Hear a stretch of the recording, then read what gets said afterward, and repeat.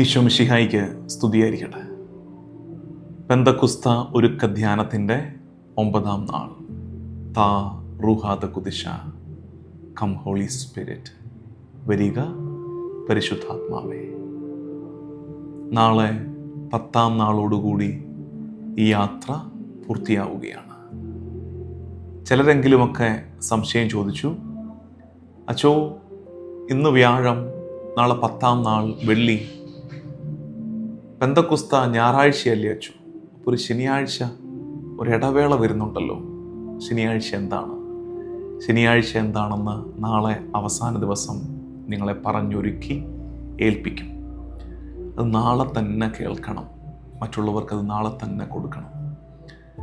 ശനിയാഴ്ച നമ്മൾ ഒരുങ്ങി 10-ാം നാളിലേക്ക്, പെന്തക്കുസ്തായിലേക്ക് നമ്മൾ പ്രവേശിക്കും.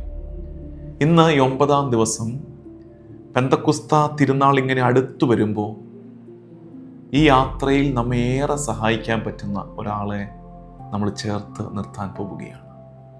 നമ്മളേറെ മനസ്സിലാക്കുന്ന, നമ്മെ ഒരുക്കുന്ന ഒരാളെ. ആരാണത്? സംശയമില്ല, പരിശുദ്ധ അമ്മ. കാത്തിരിപ്പിൻ്റെ നേരത്ത് പരിശുദ്ധ അമ്മ നമ്മെ സഹായിക്കും.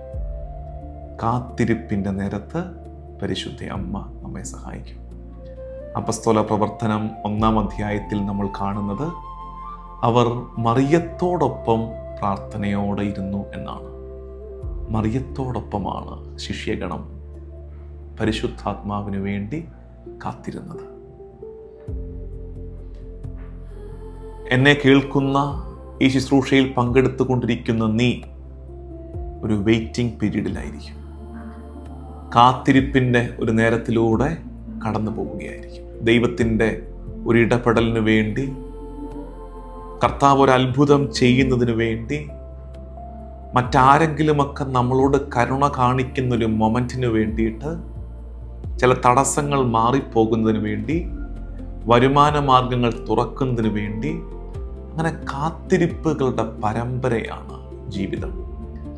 അത്തരം കാത്തിരിപ്പിൻ്റെ നേരത്ത് പെന്തക്കുസ്ത നമ്മെ പഠിപ്പിക്കുന്നൊരു പാഠം, upper room was a waiting room.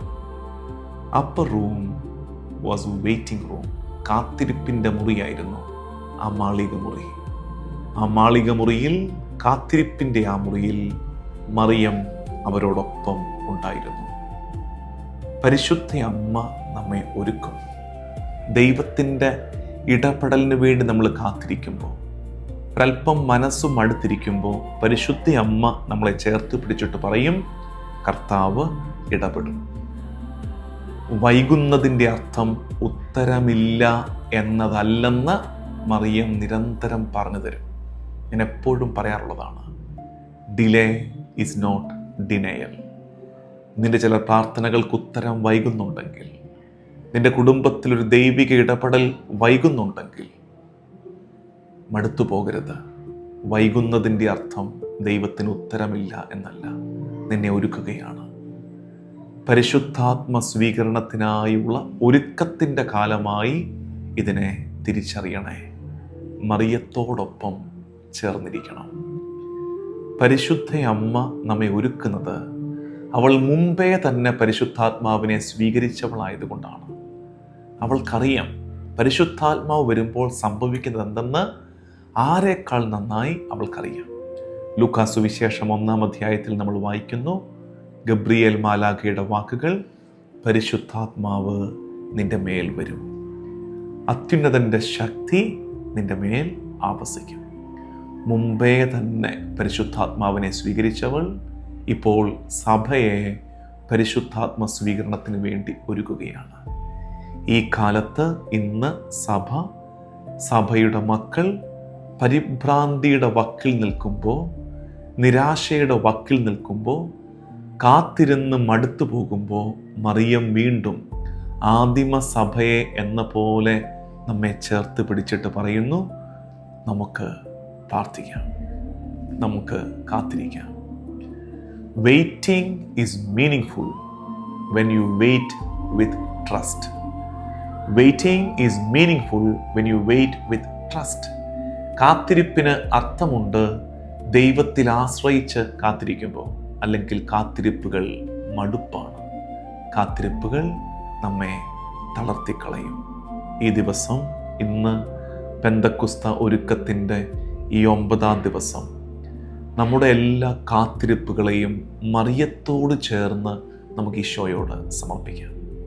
നമ്മുടെ കുടുംബത്തിൻ്റെ, വ്യക്തിജീവിതത്തിൻ്റെ കാത്തിരിപ്പ് അനുഭവങ്ങളിലേക്ക് മറിയത്തെ കൂടെ ചേർത്ത് പിടിക്കാം. ഇന്ന് നിങ്ങൾക്കുള്ള ഹോംവർക്ക്: തിരിതെളിച്ചു വയ്ക്കുക, പരിശുദ്ധ അമ്മയുടെ സാന്നിധ്യം അനുഭവിക്കുക. തിരിതെളിച്ചു വെച്ചൊരു 5 മിനിറ്റ് സമാധാനത്തോടെ ഇരുന്ന് മറിയത്തിൻ്റെ സാന്നിധ്യം അനുഭവിച്ച് ആവർത്തിച്ച് ചൊല്ലേണ്ട ഒരു പ്രാർത്ഥനയുണ്ട്. ഈശോ മിശിഹായുടെ വാഗ്ദാനങ്ങൾക്ക് ഞങ്ങൾ യോഗ്യരാകുവാൻ സർവേശ്വരൻ്റെ പരിശുദ്ധ ദൈവമാതാവേ, ഞങ്ങൾക്ക് വേണ്ടി അപേക്ഷിക്കണമേ. എന്തിനു വേണ്ടി നമ്മൾ പ്രാർത്ഥിക്കുന്നറിയാമോ? ഈശോ മിശിഹായുടെ വാഗ്ദാനങ്ങൾക്ക് ഞങ്ങൾ യോഗ്യരാകുവാൻ എന്ന് പ്രാർത്ഥിക്കുമ്പോൾ ഓർക്കേണ്ടത് പരിശുദ്ധാത്മാവിനെയാണ്. ഈശോയുടെ ഏറ്റവും വലിയ വാഗ്ദാനം പരിശുദ്ധാത്മാവല്ലേ? പരിശുദ്ധാത്മാവ് നമ്മളിൽ നിറയാൻ മറിയത്തോട് ചേർന്ന് നമുക്ക് ഈ ദിവസം പ്രാർത്ഥിക്കാം. ഒരുക്കത്തിൻ്റെ ഈ 9-ാം നാൾ മറിയത്തോട് ചേർന്ന് കാത്തിരിപ്പിൻ്റെ ദിവസമാക്കി മാറ്റാം. ഓർക്കുക, അപ്പർ റൂം, മാളിക മുറി കാത്തിരിപ്പിൻ്റെ മുറിയായിരുന്നു. കാത്തിരിപ്പിന് അർത്ഥം വരുന്നത് ദൈവത്തിൽ ആശ്രയം വെച്ച് സറണ്ടർ ചെയ്ത് കാത്തിരിക്കുമ്പോഴാണ്. ദൈവം ഇടപെടുക തന്നെ ചെയ്യുമെന്ന് വിശ്വസിക്കുക. പരിശുദ്ധാത്മാവ് വരും.